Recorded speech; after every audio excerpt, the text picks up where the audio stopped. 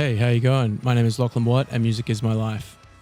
This week I'm down in Hobart, Tasmania for my favourite festival in the world, Dark Mofo. You may or may not be able to see a bit of Mount Wellington behind me up in the distance there. Currently stinking it up in a hotel room. First gig of Dark Mofo for me was Baroness just on Sunday night.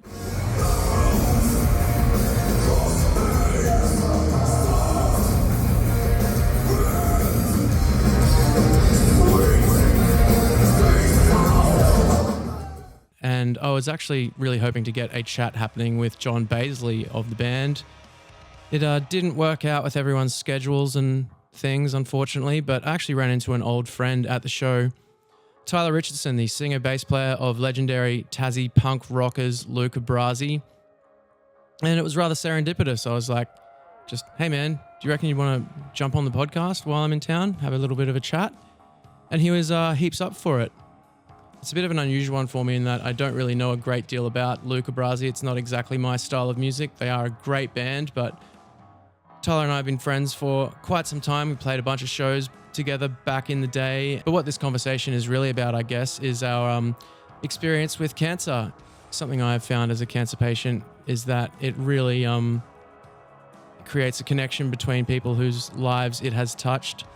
I think it really kind of encapsulates the whole sort of idea with this podcast and the silly logo and stuff, and just, you know, the happiness and the sadness and the good and the bad of everything, of music and life, and just all the strangeness of it all.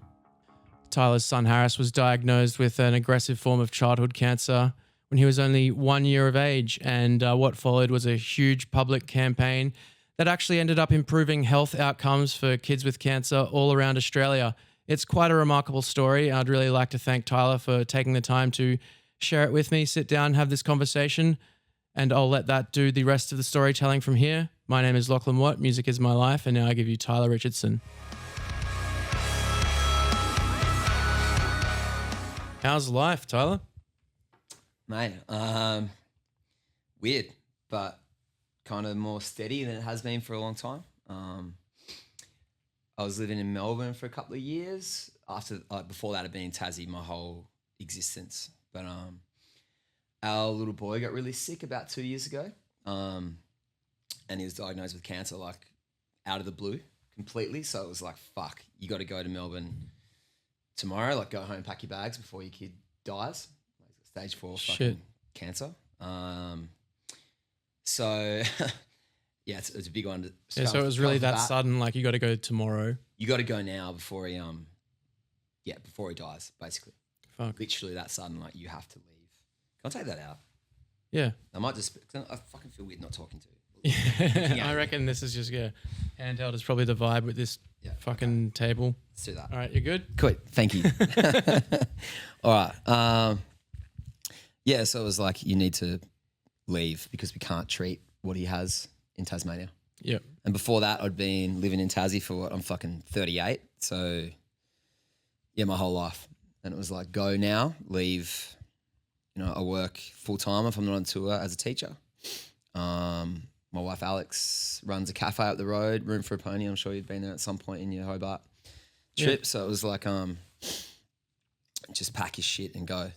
But the lead up to that was I've been home for 6 months since Christmas Eve when he got the all clear. And we just like went straight back into like, you're home now, you must be normal again.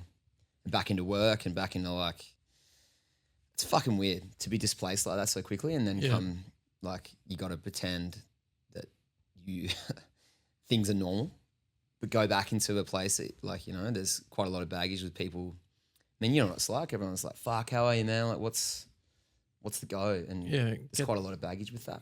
It can get a bit tiring, hey? Yeah. Even though people it's all well-meaning. Mean well. Totally well-meaning, man. But like, it's such a weird thing to navigate. And but now I guess things feel normal, but it's always that fear of like that you live with every day of looking over your shoulder and waiting for the next thing. Yeah. So how's he doing with everything? Man, he's awesome, and that's the scary thing. Like he's so good. He turned 3 last week. He's on this maintenance drug that we got from the US. approved. Like, did all this lobbying work, and the lobbying work we thought would be for the next crew to come through, but it got approved for him. So he's on that, and he's just kicking ass. Like, you wouldn't even know. Yeah, it's just too weird. Like, it's so when you start thinking about how life was, and then you go away and all this shit happens, and you come back and life, you try and pick it up where it was, but there's always this stuff going on in the back of your head. I feel like now, because everything's so normal now, it's sort of like kicking in all the PTSD shit. Yeah.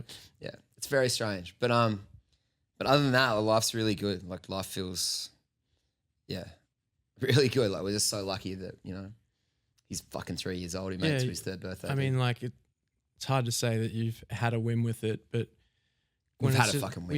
You have had a win with it, for sure. Dude, totally. We're so grateful that everything that happened and the care that he had, because he's here. He doesn't care. He just like, what do you want to do today, man? He's like, let's go to the hospital. I'm like, fuck, bros. I would do anything today rather than go to the hospital. But the experience that he had. He likes it there? He loves it. Like, so the experience that he had with the nurses and the doctors was obviously so positive, apart from all the horror that he went through.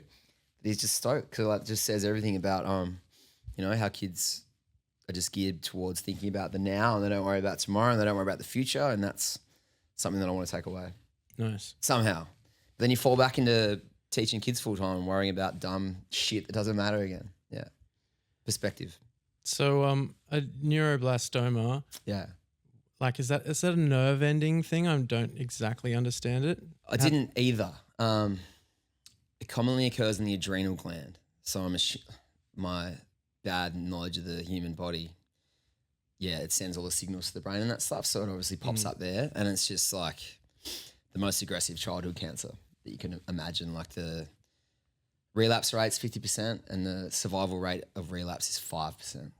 So it's fucking bad news. Yeah, and the drug that you lobbied for, like, that doesn't actually treat the cancer, does it? It just prevents it from coming back somehow? Exactly. And that's exactly it. Everyone's like, man, how's he doing the drug? And it's like, good, I guess. Like, he hasn't fucking got it back. So like, he might have never got it back. It might have come back without this drug. You just don't know. But the survival rate with this drug, if he does relapse, is heaps better, and his chance of relapse is way lower. So it's all good shit. And he takes it every day like a fucking legend, like trying to get kids to take medicine. Just pills? Yeah, there's pills. You just put them in water. It's funny. They're like, oh, could you teach you guys how to crush up pills? You need to do that for your kids. I was like, mate, I've got a government issued ID. We should be right. I thought that was fucking funny. But yeah, man, he's good. But like, I'm not doing like band stuff or anything. I'm just at home, like being a dad, just trying to do normal shit. So Luca Brasi has obviously had to be fairly sidelined throughout all of this. Is that kind of how it's looking indefinitely? Yeah. I mean, at this point, I just don't know how to like change that. Like, I don't know how I could go away for an extended period of time or even short periods of time at this point. Things might change, but like, I just want to be at home. Yeah. Yeah. And it'd be pretty rough to have to put everyone involved in the position of, organising tours and getting things planned and knowing that at any moment you could potentially go, sorry guys, can't go on this one. Yeah, exactly. We did a couple of tours, or at least a couple of short runs during treatment, like during chemotherapy and stuff, and like just the worst idea possible. Like, fuck, how things were when I was away. It was just like disastrous. So I just can't even. Yeah, I guess your wife would have not been that pleased about it, huh? Dude, and she's the most supportive individual in the whole fucking world, and like to put her through that, and then how things like, because it was okay at the start, and then when I was away, it all fell apart a few times, and it was like, it's only Australia, so it's like 2 weeks home for a couple of days, but like it all fell apart. But it was just fucked. So yeah, I don't know, man. Like, and I haven't been writing any music and shit. It's just been like. I saw you were playing a bunch of solo shows last year. I guess that's a bit more manageable. Yeah, it feels somewhat a little bit different and a little bit cathartic, because it was just like easy. I didn't have to like do any jam. I didn't have to get together with anyone. It's like just rock up, play the guitar.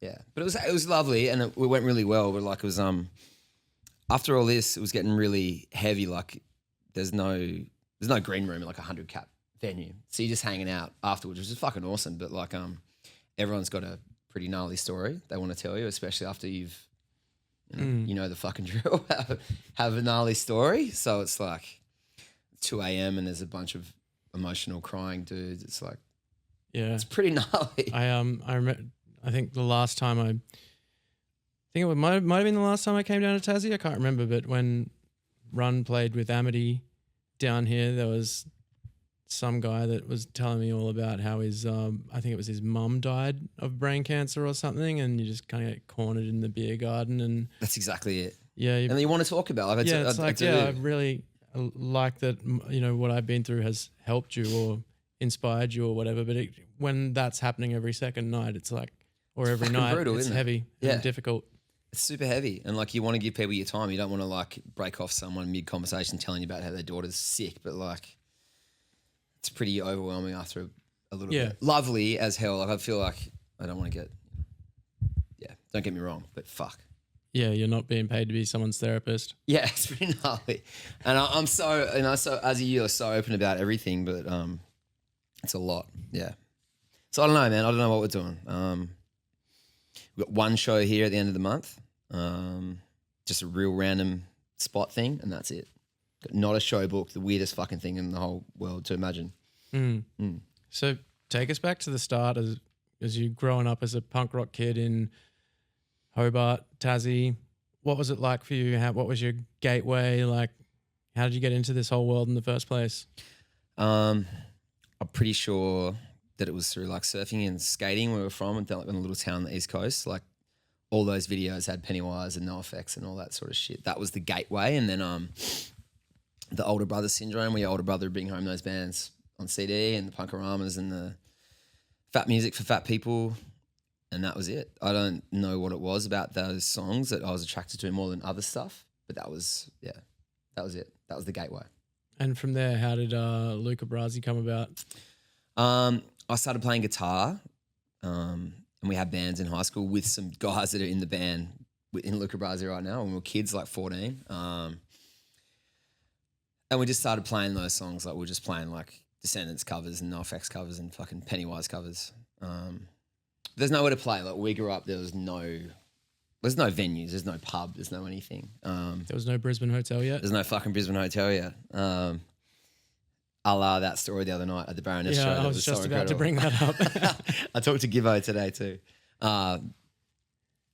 There was nothing. So like we got the chance to go to Launceston a few times. You've been to Lonnie before, and play a few like random the rock challenge and shit like that. But when we left high school, two of the boys in that band came down here to go to college. But I was in Launceston and I stopped playing with those guys and I stopped playing music. But then Busby, who, you know, was in the band, he's in the band, sorry. And he was always a fucking amazing guitar player. And he came back to Launceston where I was living. I've been working as a Boilermaker welder. And he's like, dude, we should start a band.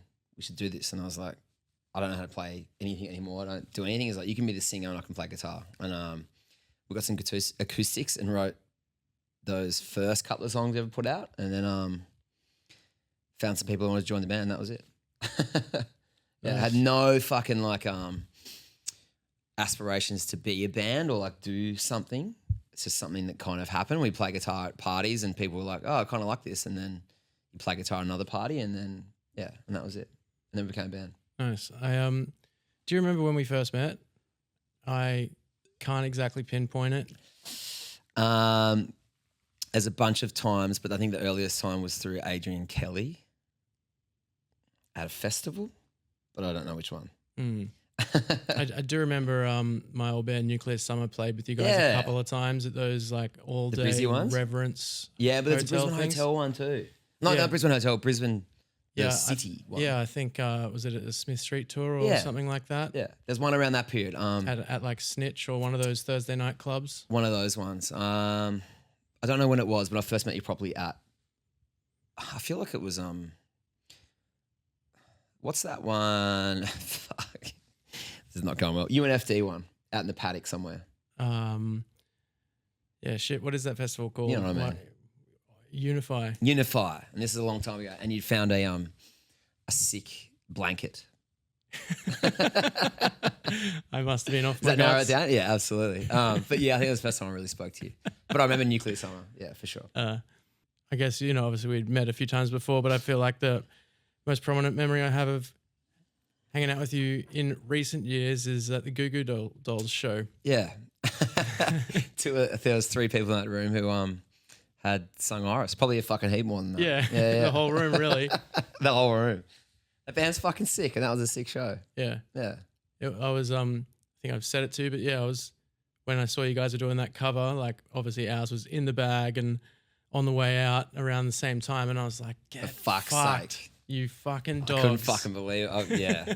Weren't you going to do a bunch? Wasn't that a thought at one point? I had the idea that maybe, like 90s alt rock could be, covers could be a thing, but I haven't made any moves on that at this point. We tried for ages to do it with Triple J, like recorded the demo and sent it to them. They're like, nah, this is irrelevant was the word we were given for a long time. That's why they wouldn't do it. And then one day I was walking down the beach and 2 girls that were 14 were playing it through a UE boom at the beach. And I was like, did you just fucking sign, man? Just film that and send it to Triple J. Not be sus. I'm not exactly, filming 14-year-old girls at the beach. I'm not a fucking creep. But we tried for ages. We were like, this song fucking connects. We know it does. Yeah.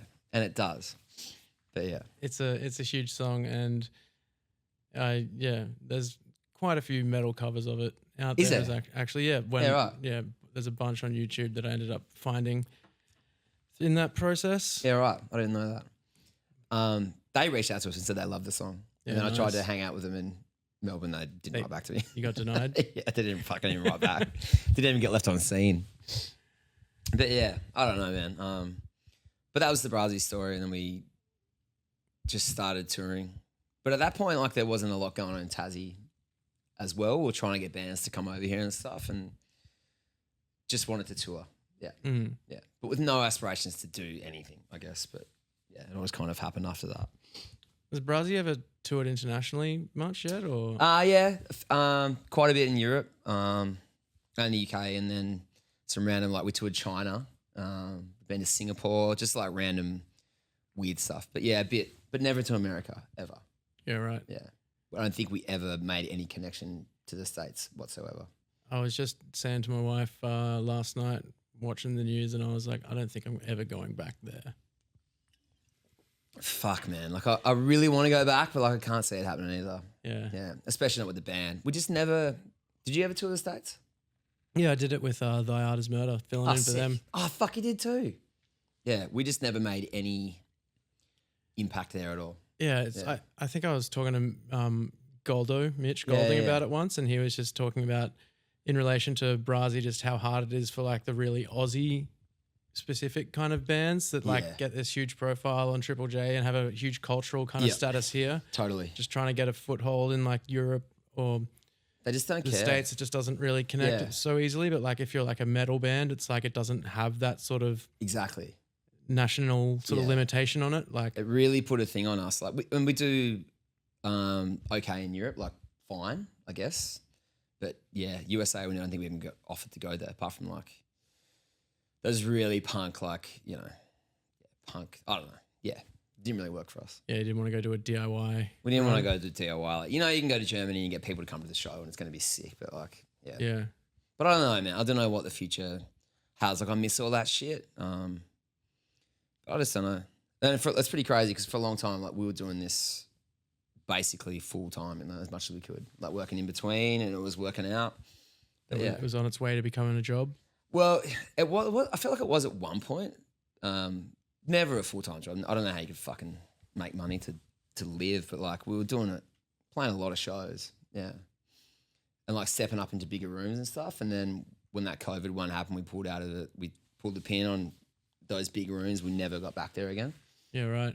Yeah. I think it kneecapped a lot of bands. I would be like, I would never attempt to book the Forum again in my fucking life. But like at one point, it was like, this is going to sell out. It's going to be a sick show, and then it was like, bang. So I don't know. Yeah, but like in saying that, everything that happened was such an accident anyway that it's just fucking sick. I got to meet people like you. You know, like, it's all a bonus. Like yeah, once you get everything's a past fucking that bonus. First show or whatever. Totally, man. Everything's a fucking bonus, and that's the best thing I'll take away from any of this shit. You know. Mm. Yeah, and so it has he's what 3 you were saying? Yeah, just turned 3 last week. So it would have been COVID, stopped the band, and it's like, okay, time to become a dad. Exactly. Yeah, exactly then, like perfect timing. And we put out a record, the last record we put out just as he got sick too. So we didn't get to tour that or anything either. And it kind of just like, yeah, that kind of put a stop to a lot of shit. Yeah. And the boys are amazing. Like they, you know, we work and shit and they got kids and stuff, so they get it. Everyone's had your back. Everyone's had the back. Yeah. I could never ask for any more support, but yeah, it's just fucking crazy, dude. Yeah. You know, like with you, I don't know how, with symptoms and stuff, what happened to you? So it turns out that I had actually been having mini seizures for years and I'd just kind of brush it to the side because it would always happen after a big night out or a big bender or whatever. And I just kind of I'd have these moments where it was like, whoa, whoa, whoa, whoa, whoa. And the world was sort of just getting smaller and everything would get loud and my vision would narrow and I'd get a bit confused. And all of a sudden I'm just like, snap back to reality. Is this like pressure on the brain from the tumor? Yeah, you know and it turns out it was because, you know, when you're dehydrated and hungover, like your brain shrinks, and it was just kind of like getting closer to that tripwire point.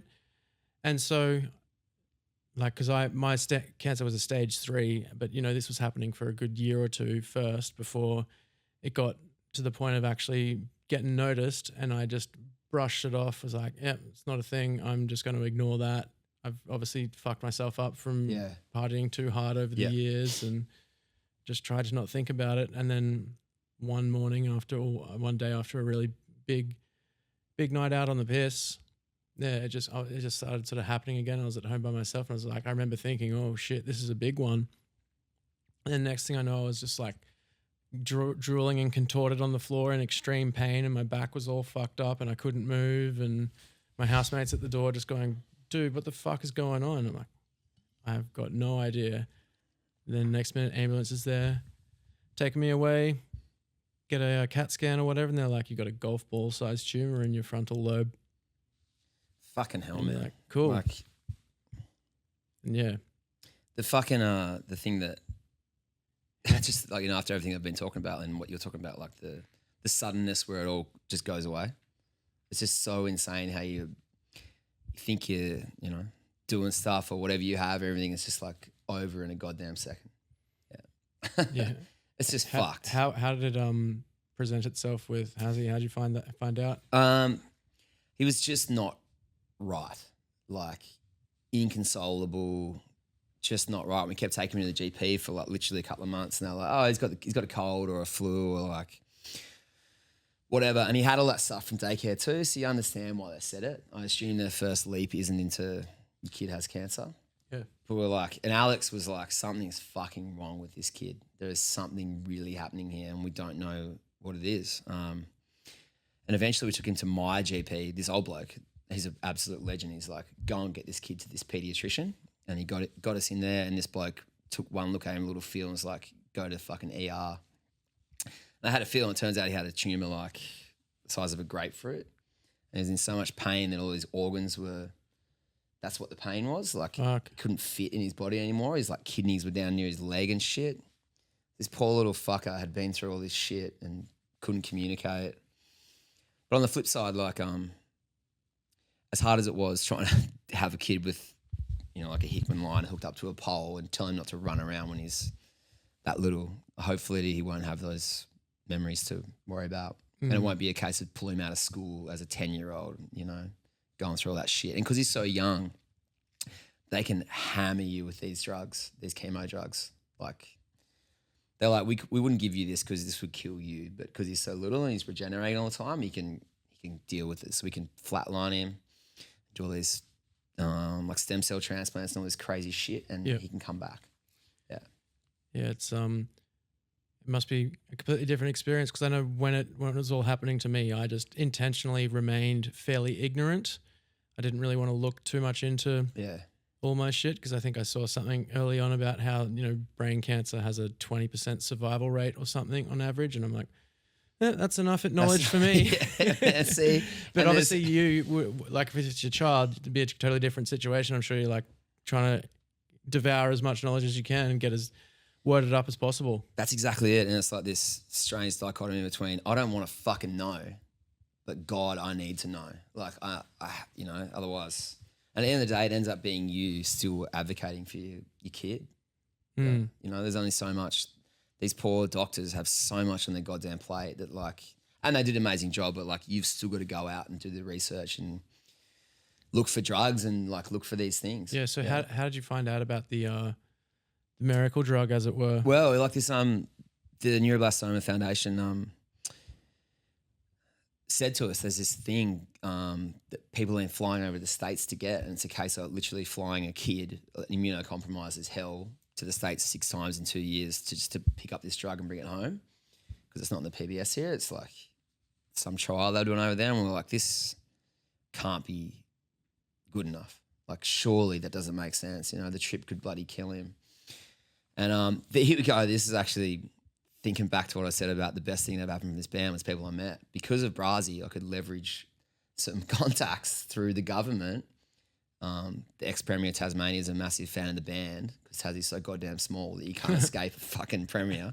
Who literally got me in touch with Mark Butler, like the health minister. I'm talking like direct line to the health minister who has a direct line to Albanese. So like, because of this band, or if we weren't from Tasmania, actually, I feel like if we were from Victoria, we're a drop in the ocean because you were Tasmanian, everyone. So I could literally say, hey, I need this help. And we somehow got it. Whereas and we had meetings with the oncologists afterwards, like, we've been trying to make this happen for years.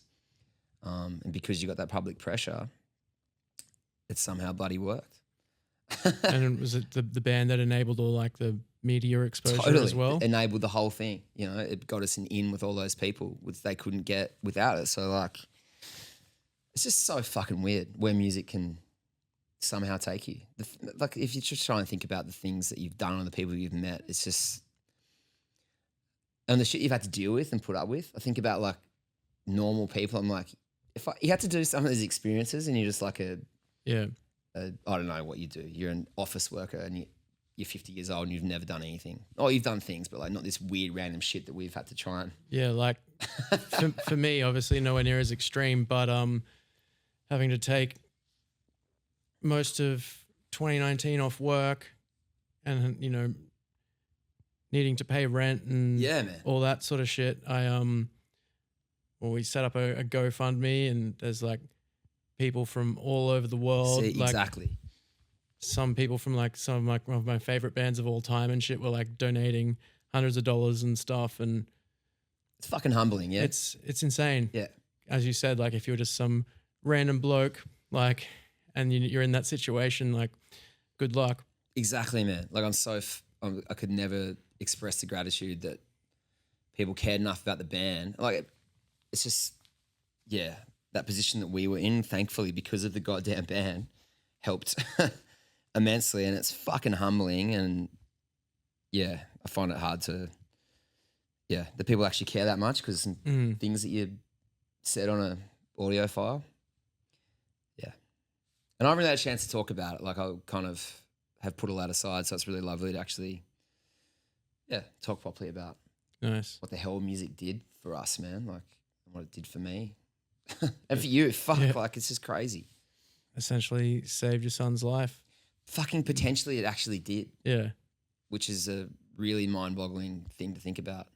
So I can't be too upset that we're not on tour that often. Take it all the way back to what those surf skate tapes and stuff, like, what a bizarre what the fuck, man. See, exactly. That's where that's going to take you now. Like, I think about those weird times when you're like having to deal with some strange situation in Europe or something, and like you living in a van and sleeping on someone's floor, like trying to tell a normal person what that is like and the weird things you have to deal with, but then making that leap from the surf skate tapes to this will one day potentially save your kid's life, like, it's fucking weird. So I'm not that upset that I'm back at school teaching full time. I'm pretty goddamn grateful.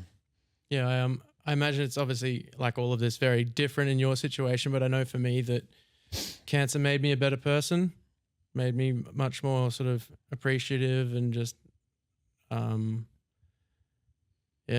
just more open, and yeah, I think everything about it just kind of improved my life at the end of the day somehow eventually. Fucking hell, man. Even though it like was fucked and awful to deal with, just like I think like by the end of it all, it's like getting through it is like somehow it just leveled me up.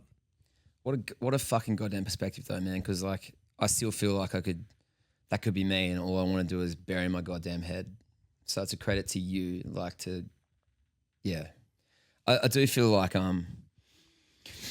it makes you realize the world isn't out to get you though. You want it to be. You want someone to blame. You want to like, but it's not. Things just fucking happen. And the thing that Alex and I always talked about, and she's way better at this than me, is like, there's no one to blame. Like, you can yell at the sky, it's not gonna fucking do anything for you. Things just happen and you deal with it. But like, that's easy to say. But yeah, you're so right though. My golden perspective on it all was challenged pretty severely when they did a second surgery because they thought it was coming back, and turns out it was just scar tissue. Yeah, right. I thought I'd gotten through it all. Then you're back. And I was back, and then it was like a year or two had gone by, and I'm booking tours again, and the band's doing shit, and then went in for my routine scan, and they're like, we think it's coming back and we're going to need to get in there again. And it's just like, that's when I sort of shat my pants a bit and went, fuck you. Yeah. Poor me. Yeah. And I can fucking understand that, man. And that's the fear that that we have, you know.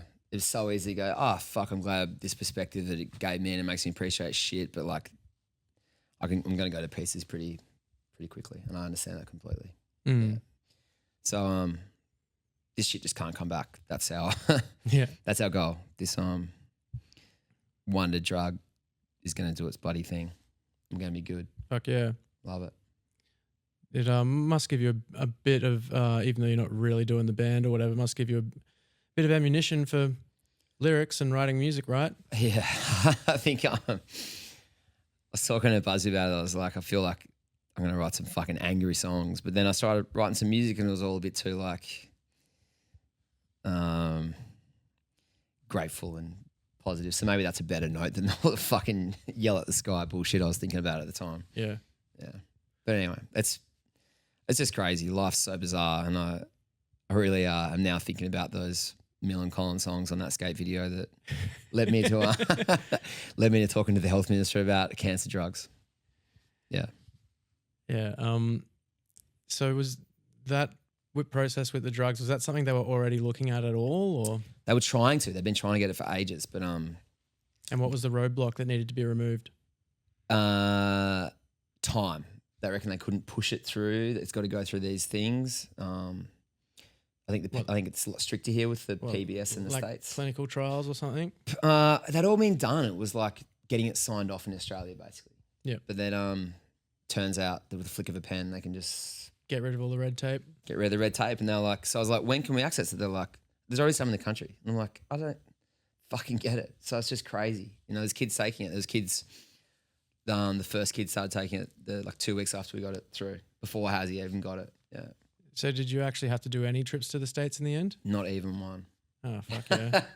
So it's just amazing. And like, he didn't need it for another 6 months after it got approved, but there was kids who started taking it the 2 weeks after it. I got a phone call saying, watch the news in the morning. So it's just sick, like to think that it actually helped a bunch of other kids too. Yeah, you must have made some pretty surreal lifelong connections with other parents too, I imagine, throughout all this.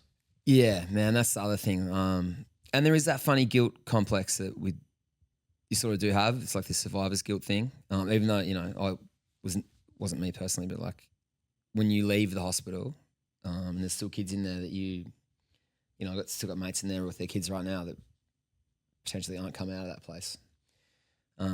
What with the same cancer or?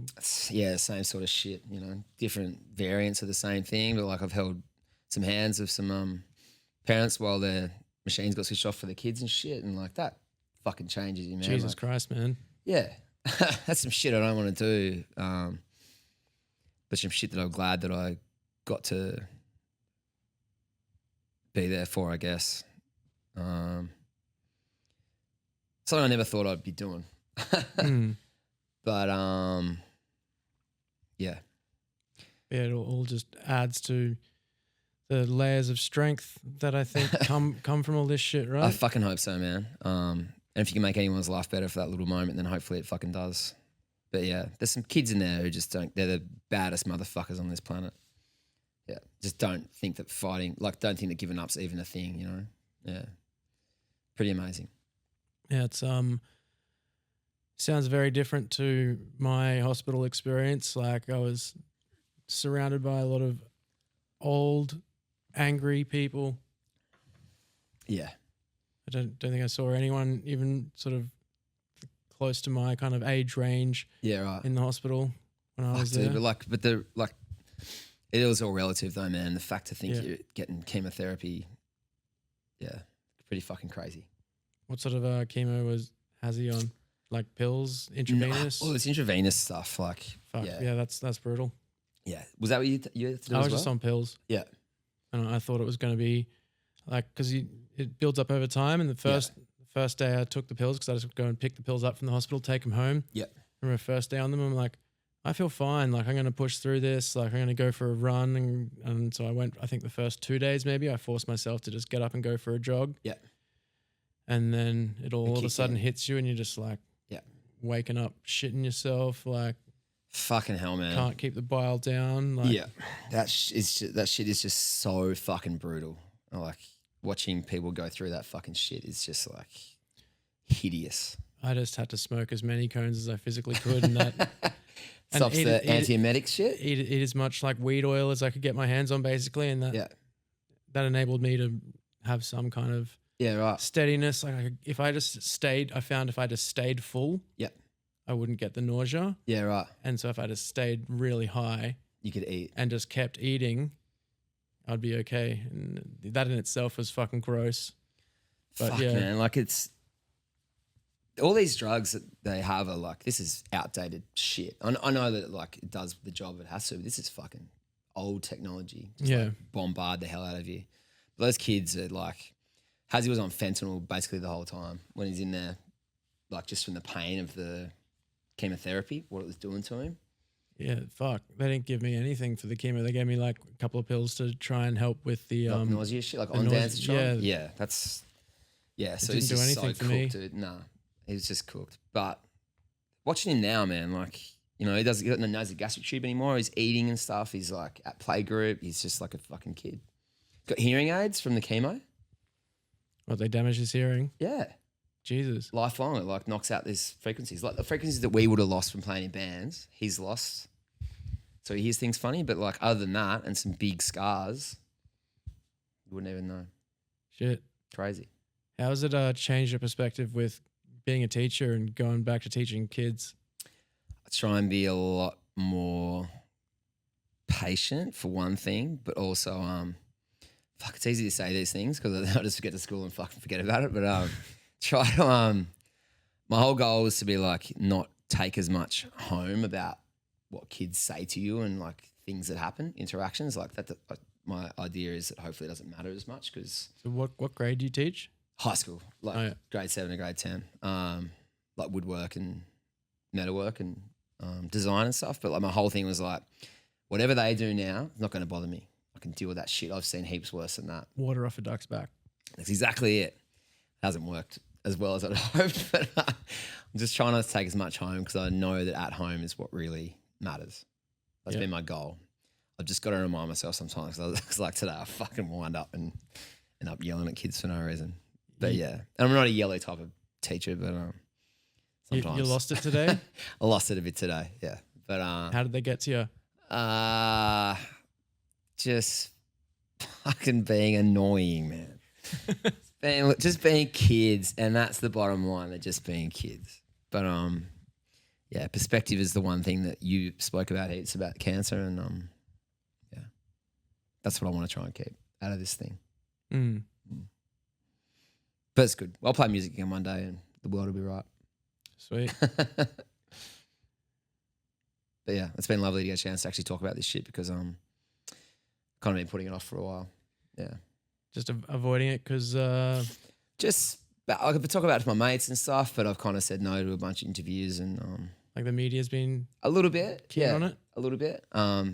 But I kind of felt like when you asked me that night, I was like, actually said last week, I was like, I'm kind of ready to start talking about this to people and talk about what these kids go through and just get that story out there because I think it's an important one to tell. Mm. Yeah.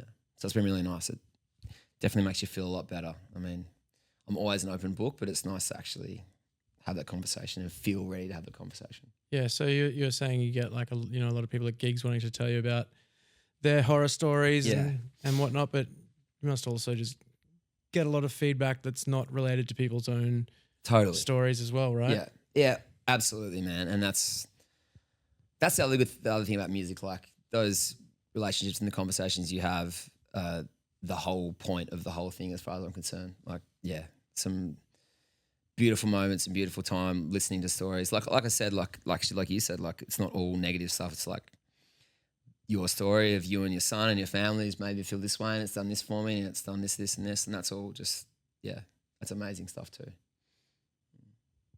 Mm. So some good will come of these things, man. Like you said, fuck, to hear you say it's made you a better person is a crazy comment to hear about cancer. Yeah, I think it just kind of, I don't know, like it made me sort of realize that I was just glad that I'd lived life the way I wanted to, because I just kind of thought, well, if this is going to kill me, then I think I'm happy with what I've achieved in life. And I'm glad I didn't listen to all the people that told me to go in a different direction. Yeah, absolutely.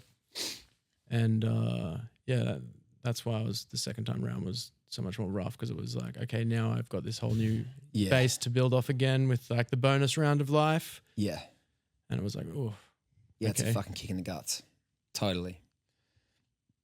Yeah. But I've met some beautiful people through this process and So do you keep in touch regularly with these other families and stuff? Yeah, a lot. And with the foundations and stuff too, I still do a lot of charity work. But yeah. What charity work are you doing? I do work for Neuroblastoma Australia, but I do work for Red Kite too. That's a big one that, like you said, when cancer takes everything away. It takes your work away. It takes your ability to exist away. Red Kite donate money to families directly. Like they'll pay your hospital bills. I mean, they'll pay your power bill. They'll pay your phone bill. They pay your rent. They'll do that sort of shit for you. Nice. So they're two ones that I've been championing as much as possible. So that's for the people that don't have musical relations to go, hey, here's my GoFundMe.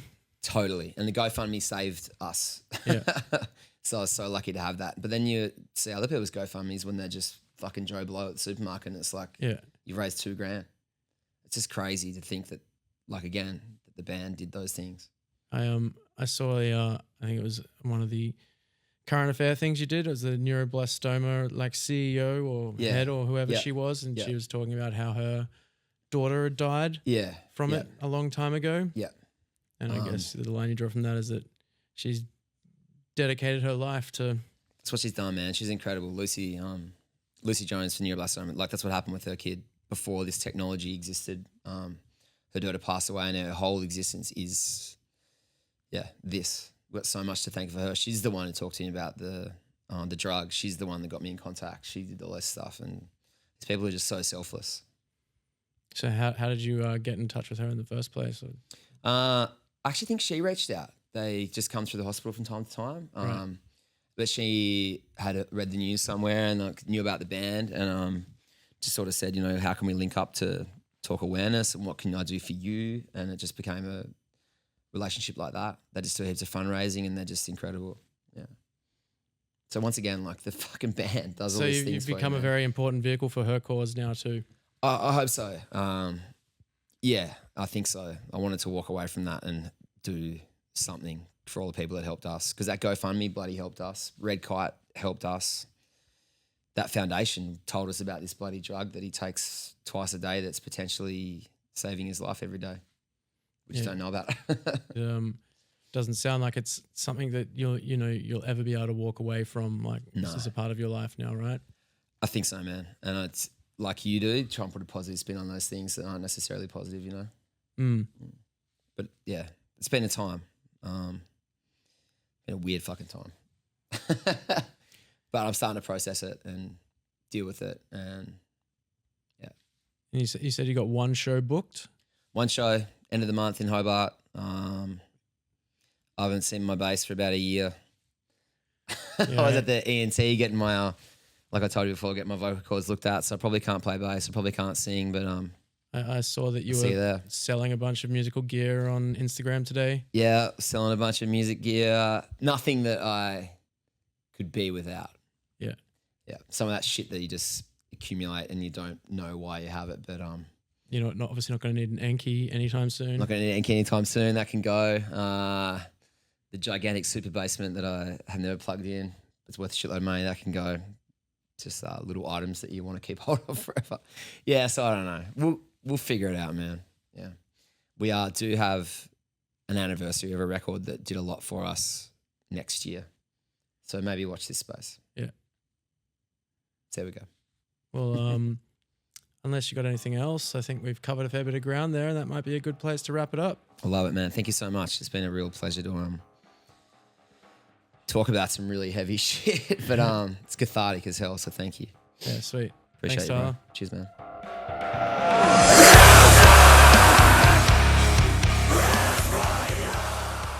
Thanks for listening to Music Is My Life. This podcast is self-produced by me, Lachlan Watt. I'd like to thank Audio-Technica Australia for providing the high-quality equipment that has made this possible, as well as Patrick Galvin at Hollowbone Studio for the design. The killer theme music that you are currently hearing was written by the legends TJ Cowgill and Sam Saljuki. Catch you in the next episode.